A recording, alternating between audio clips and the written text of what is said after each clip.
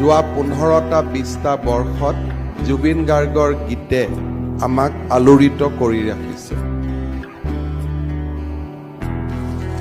মই বিশ্বাস কৰোঁ জ্যোতি বিষ্ণু যেনেকৈ অসমৰ জাতীয় জীৱনৰ সম্পদ, ভূপেন হাজৰিকা যেনেকৈ আমাৰ জাতীয় জীৱনৰ সম্পদ, জুবিন গাৰ্গ আমাৰ জাতীয় জীৱনৰ সম্পদ।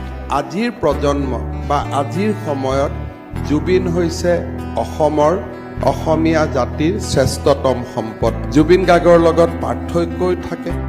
জুবিন গাৰ্গৰ লগত কেতিয়াবা কথা বতৰাত আমাৰ মিল নাথাকে, আদৰ্শৰ মাজতো পাৰ্থক্য থাকে, কিন্তু তাৰ মাজতো দ্বিধাহীনভাৱে মই স্বীকাৰ কৰিম যে আজিৰ প্ৰজন্মৰ বাবে জুবিন গাৰ্গ এক সৰ্বশ্ৰেষ্ঠ উপহাৰ। আৰু জুবিনে বৰগীততো আমাক আধ্যাত্মিকতা দিয়ে। মনত যেতিয়া দুখ আৰু বেদনাৰে মনটো পৰিপূৰ্ণ হৈ থাকে, জুবিনৰ গানে আমাৰ বাবে সাৰথি হৈ পৰে। বিহুৰ সময়ত জুবিনৰ গানে আমাক মতলীয়া কৰে, আৰু জীৱনৰ আনন্দৰ সময়ত জুবিনৰ গানে সেই আনন্দক আৰু অৰ্থপূৰ্ণ কৰি তোলে। আমাৰ প্ৰজন্মৰ বাবে আমি 3টা প্ৰজন্ম দেখিছোঁ, আৰু তাৰ মাজত জুবিনৰ এক অন্যতম স্থান আছে।